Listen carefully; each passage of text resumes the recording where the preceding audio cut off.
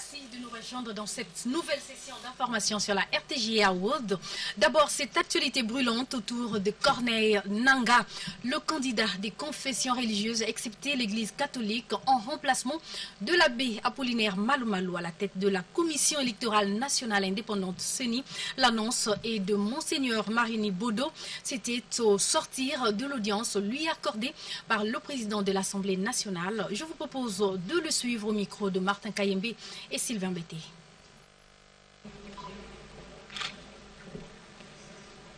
Alors nous, les chefs de confession religieuse, on s'est réunis. On s'est dit que l'élément élection, c'est un domaine hautement politique, mais plus que cela, c'est un domaine divin. Parce que comme Jésus a dit, il y a plus d'appelés, mais peu d'élus. Donc Jésus a parlé des élections. Et Dieu connaît qui sera quoi et qu'est-ce qu'il va faire. C'est pour cela que nous sommes mis à la prière, pour voir dans quelle mesure nous pouvons être la main de Dieu. Nous pouvons exécuter ce que Dieu veut pour notre pays, comme nous l'avons toujours fait depuis longtemps. Nous avons eu les candidats, il y en avait beaucoup. Et il s'est resté deux. Et les deux étaient les candidats de l'Église catholique. Et on a travaillé. L'Église catholique a dit non, celui-là n'est pas notre candidat. Or, c'est eux qui avaient présenté les candidatures. C'est ainsi que le nom de Corneille Nangaa, qui était sorti par consensus. Alors, nous avons accepté. Je ne le connais pas physiquement parlant, mais le fait qu'il y a un consensus qui s'est dégagé autour d'une personne qui remplit les conditions que nous avons imposées, les conditions politiques, spirituelles, morales, techniques aussi. Alors nous avons dit, nous tombons sur cela, parce que Dieu peut nous montrer les choses même que nous ne connaissons pas. Nous avons fait ce que Dieu nous a montré. Maintenant, il faut quand même si Dieu a montré ça, il faut sanctionner ça par nos lois. C'est tout ce qui est.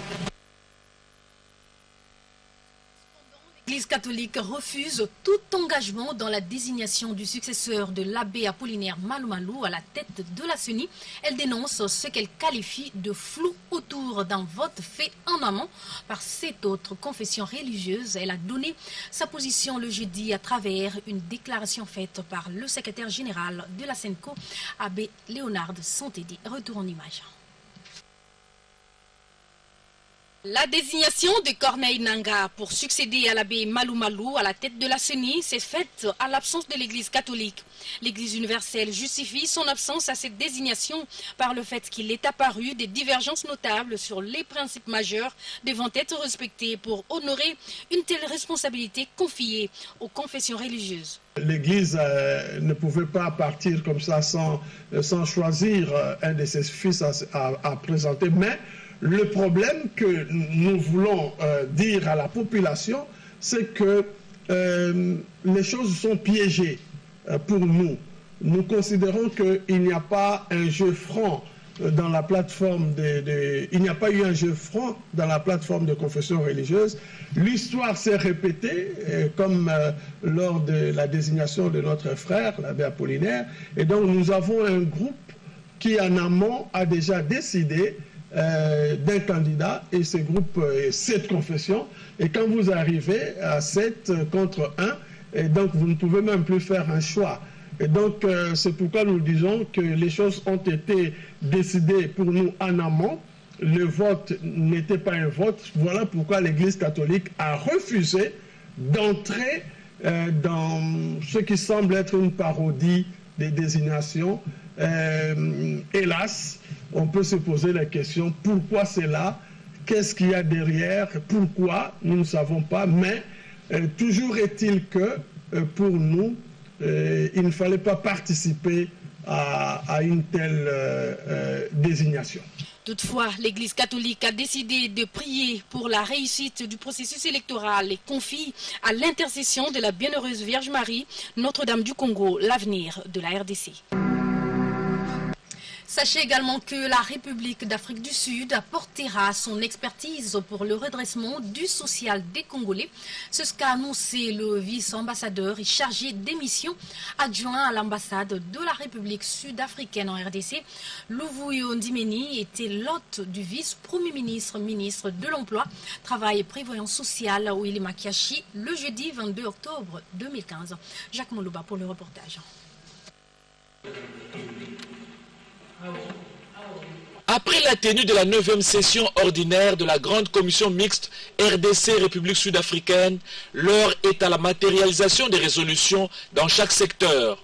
Voilà pourquoi, soucieux de booster le secteur du travail en redressant le social des Congolais et en éradiquant le chômage, le vice-premier ministre, ministre de l'Emploi, Travail et Prévoyance sociale, Willy Makiachi, a échangé avec le vice-ambassadeur et chargé de mission adjoint à l'ambassade de la République sud-africaine, M. Louvuyo Ndimeni. Le diplomate sud-africain est venu témoigner de la détermination de son gouvernement d'administrer une cure de jouvence aux efforts du gouvernement congolais, axée sur le développement social et la réforme du secteur du travail. Et nous comptons, évidemment, nous allons nous mettre ensemble pour travailler sur un projet concret à réaliser dans ce secteur-là. Et comme vous le savez, nous allons faire justement le suivi des différentes recommandations arrêtées par le chef d'État. Et nous allons apporter notre expertise, expérience, parce qu'en fait, en Afrique du Sud, nous allons développer la politique de développement social pour voir comment on peut venir en aide aux personnes démunies, voir ceux-là qui sont vraiment limités. Nous appelons l'Afrique du Sud le plus pauvre des pauvres. Comment nous pouvons mettre en place un système pour pouvoir les prendre en charge, mais aussi penser à la retraite de ceux-là, de la masse laborielle. Donc c'est ça, c'est que nous allons travailler ensemble pour pouvoir aussi apporter notre assistance à la RDC. So those are experiences that we would like to share. À cette occasion, Willy Makiachi a annoncé la mise à jour d'un système qui étudiera de manière approfondie tous les problèmes observés au sein du secteur du travail en RDC et y apporter des solutions appropriées, cela avec le concours des experts sud-africains. Et puis, une page noire avant de refermer cette édition, le président national du CNC, Pius Mwabilou Mbayou, a assisté. Un membre de son parti endeuillé, Sephora Bekoto, a reçu une enveloppe pour la prise en charge des obsèques de sa fille décédée depuis un mois et dont le corps était abandonné à la morgue faute des moyens. José Olito Maki nous en dit plus. Qui donne aux pauvres prête à Dieu, dit-on. L'honorable Pius Mwabilou a toujours fait sien cet adage. En visite au quartier Grand Monde à Kingabwa, dans la commune de Limete, l'élu du Moamba a compati au malheur qui a frappé Sephora Bekoto. La pauvre dame a perdu sa fillette âgée d'1 année et demie. Vivant seule, sans proches parents, ni mari, Sephora Bekoto n'était pas en mesure de prendre en charge les frais funéraires de son enfant. Conséquence, le corps de la fillette était retenu longtemps à la morgue de Saint-Joseph de Limete. Ne sachant quoi faire devant son triste sort, elle a entendu les cris des élèves qui chantaient pour accueillir Pius Mwabilou. Elle est allée à sa rencontre à la manière dont l'aveugle avait rencontré Jésus et qui par la suite a recouvré la vue. Ému de compassion, le président national du Congrès national congolais, Pius Mwabilou Mukala, a dépêché une délégation le jour suivant pour prendre en charge les obsèques de l'enfant de Sephora Bekoto. Conduite par le secrétaire permanent Emery Mabungu, qu'accompagné Marc Kwembe, secrétaire national en charge de la parité et droits humains, a remis à main propre $500 américains à la dame éprouvée. L'altruiste de l'élu de Moamba a soulagé non seulement Sephora Bekoto, mais aussi éveillé la curiosité de ses voisins qui n'ont pas manqué des mots. Merci président Nabiso. Na oya sali bona ngai. Na sofre mingi na mwana. Aluzaki na mtoko sunangati. Nzamba songa sungai. Msani kende liboso ba oyo mona. Président mayamu yeyo. Exemple ngo. Ya mnene bobatika boke musikate président malamu ye. Les voisins de la famille éprouvée et autres habitants du quartier ont, à travers Emery Mabungu Angong, remercié le président national du CNC, et ce avant de lui faire une promesse ferme d'adhérer au Congrès national congolais à cause de l'humanisme et de l'amour de l'élu du Moamba. Comme on peut le constater, Pius Mwabilumba Mukala est l'une de ces rares personnes qui ne trouvent pas de la joie à vivre seule. Ce geste démontre à suffisance son amour et sa compassion vis-à-vis de ses semblables. Question de matérialiser sa vision, celle de mettre l'homme au centre de tout. Pius Mwabilumba Mukala est un exemple à suivre, on dit les habitants.